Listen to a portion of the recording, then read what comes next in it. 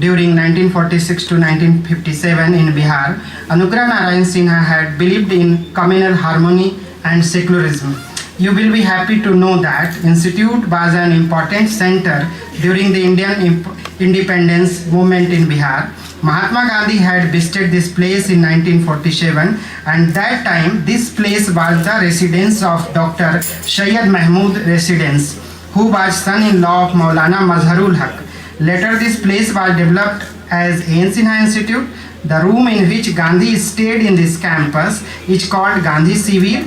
Gandhi stayed at A.N. Sinha Institute campus for 80 days from March 6 to May 24 in 1947 to stop communal violence in Bihar, which was happened in a reaction of Noakhali communal violence. Abdul Ghaffar Khan, Manuben, Major General Sahnawaz were accompanied with him. Sir, the Institute A.N. Sinha is an autonomous body and funded by the Government of Bihar and supported by Indian Council of Social Science Research.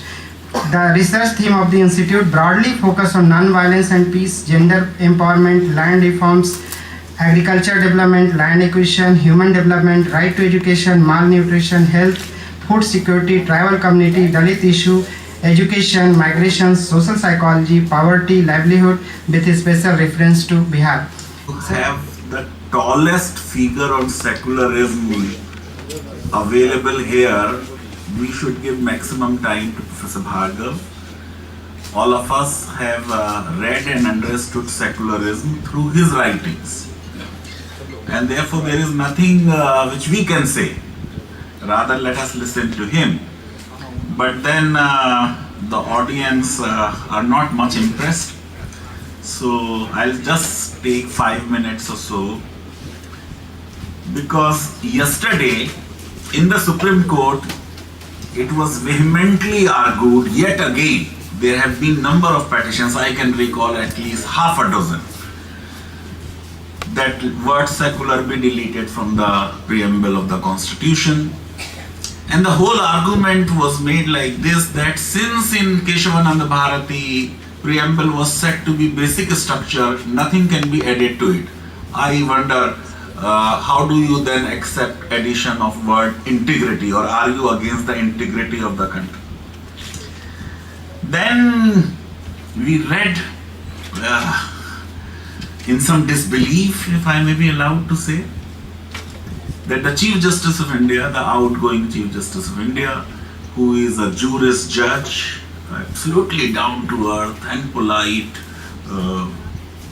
very high on legal acumen, man of great character, telling us that in important matters like even Ayodhya, he had to seek divine guidance.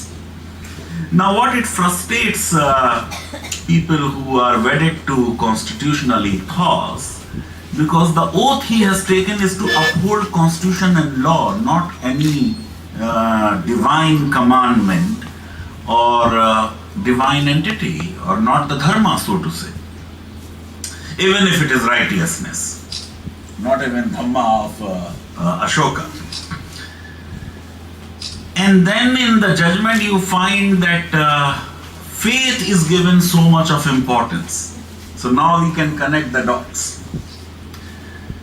And when he is seeking divine guidance, that means the rules of appreciation of evidence, which we know under our legal system, they are to be ignored, and some other rules of appreciation of evidence are to be taken into account, which is surprising, but therefore it is the appropriate time to hear Professor Bhargava. You know, um, state and society, they're so inextricably linked, and there have been so many philosophers who've talked about the nature of the state and the nature of society. One of the winners of the this year's Nobel Prize, Darren Acemoglu, has written a book called Why Nations Fail, and another one called The Narrow Corridor. So this narrow corridor thing, really picked my brain, and I wanted to know what he is talking about. And he says something so valid and so relevant in the present day context and in the context of the present lecture also. And he says that, for society to be able to enjoy liberty in its fullest sense, you need to have a strong state and not a despotic state. So a large part of what Professor Mustafa has said can be carried out, can be ensured only by a very strong state.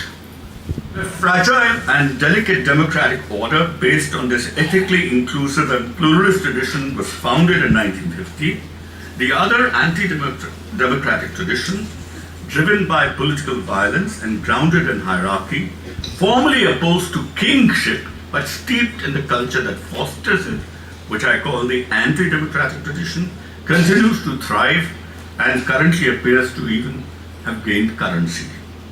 In what follows, I touch briefly upon this anti-democratic tradition, but only to enable me to illuminatingly contrast it with the democratic tradition on which I focus, and to which, as I've already said, I claim Ashoka's contribution is immense, but not fully acknowledged. Now, a preliminary remark is in order before exploring this issue further. Any textual material on democracy, in a modern sense of the term, is unlikely to be available in any ancient or medieval tradition. Democracy, as we really understand it today, is a idea whose time came only in the late 19th, early 20th century. So if you want to go back and find democracy in the ancient period, you will find nothing there. You will therefore find that there is no linear tradition with a continuous sense of history of democratic ideas. Therefore, I will not interpret this project as an exploration of a straightforward history of these modern democratic ideas. Instead, I have undertaken a brief but complex history of ideas and practices within monarchies, oligarchies, and republics that retrospectively were recognized as integral to a tradition of what I've called, a tradition of democracy. Ideas that we are facing today in the name of democracy, when somebody goes to the parliament, goes before the parliament, and then things come up. Savarkar, as the vanguard of the principles of Hindutva, we have to think, if Ashoka was anti-national, for the time being, if we even leave it that dissimilarity between the Ashoka and Buddha, and try to understand, that means if democratic pluralism was the essence of our constitution and the chairman of that drafting committee is Ambedkar, so was Ambedkar anti-national? In this sense of connotation. And if he is anti-national, that means anyone who is going for democratic pluralist ideology or framework, are they anti-national? This is a big challenge for the democracy that we are facing today.